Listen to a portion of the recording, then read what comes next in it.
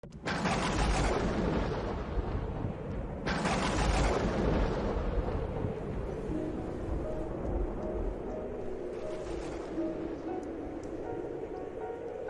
ce temps-là, Jésus disait « Malheureux êtes-vous, scribes et pharisiens hypocrites, parce que vous payez la dîme sur la menthe, le fénul et le cumin, mais vous avez négligé ce qui est le plus important dans la loi, la justice, la miséricorde et la fidélité.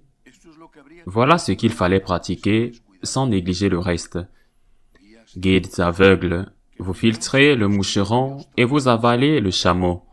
Malheureux êtes-vous, scribes et pharisiens hypocrites, parce que vous purifiez l'extérieur de la coupe et de l'assiette, mais l'intérieur est rempli de cupidité et d'intempérance.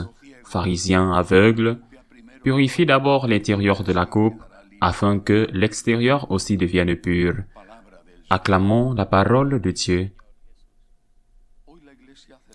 Aujourd'hui, l'Église célèbre la mémoire liturgique du martyre de Saint Jean-Baptiste.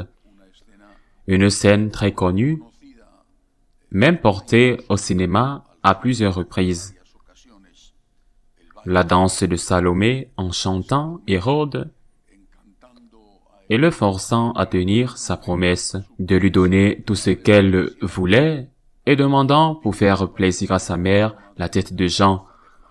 On a souvent dit, et je l'ai dit moi-même à plusieurs reprises, que Saint Jean-Baptiste est le premier martyr pour la défense de la famille, parce qu'il défendait effectivement, entre autres, la famille formée par un homme et une femme, étant donné qu'Hérode avait épousé Hérodiade, qui était la femme de son frère, et qu'il s'agissait d'un inceste. Mais depuis quelque temps, je me rends compte qu'il faut peut-être être plus prudent dans le choix des mots et ne pas se laisser emporter par la première impression. C'est-à-dire que je ne pense pas que Saint Jean-Baptiste ait été un martyr de la famille, mais un martyr de Dieu. C'est-à-dire que Saint Jean-Baptiste a défendu la famille, mais il l'a fait par amour de Dieu. Celui qui défendait, c'était Dieu, les droits de Dieu. Pour défendre Dieu, les droits de Dieu, nous devons défendre les droits de l'homme, les vrais droits de l'homme.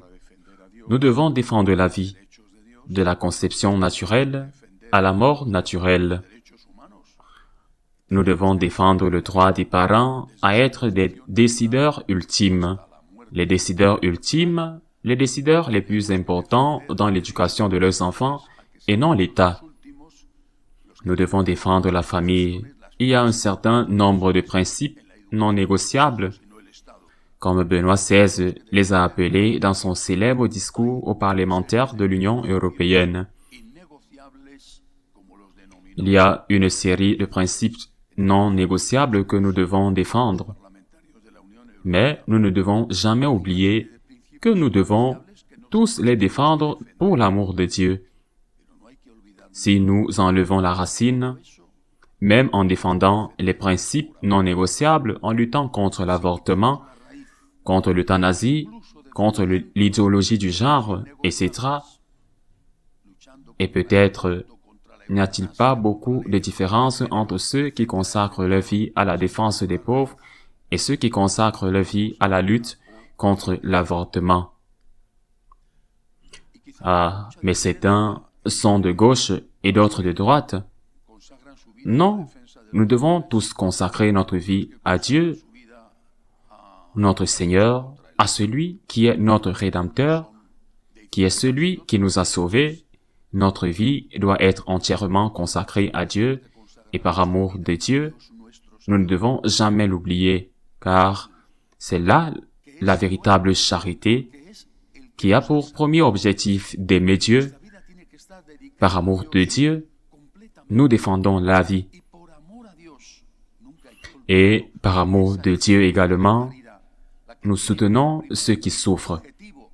Par amour de Dieu, nous défendons la famille et par amour de Dieu, nous défendons aussi naturellement une nature qui peut être maltraitée en particulier dans certains pays plus que dans d'autres, par les abus de l'homme, étant donné que Dieu nous a chargés de prendre soin de la terre en tant que ses représentants. Tout cela pour l'amour de Dieu. Le pape se rendra en Mongolie dans quelques jours. C'est un voyage, si possible, exotique, non pas parce que la Mongolie est un pays exotique, il n'y a pas de palmiers, mais parce que c'est un pays lointain, au centre de l'Asie, avec une histoire très intéressante. En fait, son aéroport s'appelle Gengis Khan, ou Gengis Khan d'après le célèbre conquérant qui a atteint pratiquement le centre de l'Europe avec ses conquêtes. Mais les catholiques, ils sont moins de 0,5%. Je n'imagine pas l'évêque de Mongolie, qui est maintenant cardinal, faire des déclarations contre le gouvernement mongol. Je ne sais pas s'il a des raisons de faire des déclarations contre le gouvernement mongol. Je ne connais pas la politique interne de ce pays. Mais je ne peux pas imaginer qu'il fasse des déclarations contre le gouvernement mongol pour telle ou telle raison. S'ils ne sont rien, ou presque rien, devrait-on dire ce qu'ils ont à faire, c'est plutôt d'évangéliser. Nous protestons pour, et chaque jour, avec le nous protestons pour. Mais, si vous n'avez aucune influence, zéro, ce que vous devez faire, c'est évangéliser. L'autre aussi, mais ne mettez pas l'autre au premier lieu, au premier plan. Mettez l'évangélisation en premier, Dieu en premier, parlez de Dieu. Apportez le message d'espoir qui est implicite dans le message de la résurrection. Parlez du message de l'amour de Dieu et, à travers Dieu, de l'amour du prochain. C'est la première chose que nous devons faire.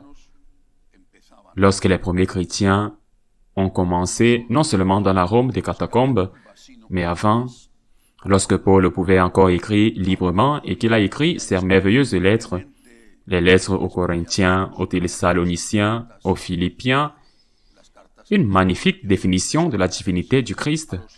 Bref, les Romains, quand Saint Paul écrit ses lettres au Saint-Pierre, il y a de l'esclavage.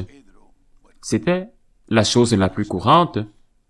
Il y a de l'esclavage et les esclaves n'étaient pas vraiment bien traités. C'est vrai que Paul écrit une de ses lettres à Philémon, une de ses dernières lettres pour lui demander de reprendre un esclave fugitif qui était devenu chrétien par la fuite.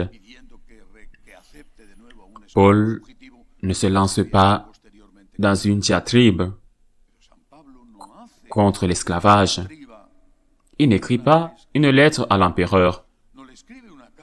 Avant Néron, Claude, puis à Néron, avant qu'il ne décrète la persécution, il n'écrit pas une lettre disant « Moi, Paul, chef des chrétiens » ou « Nous, Pierre et Paul, évêques de Rome » ou « Moi, Pierre, évêque de Rome et successeur du Christ, je te dis, Claude, ou je te dis, Néron, libère les chrétiens. »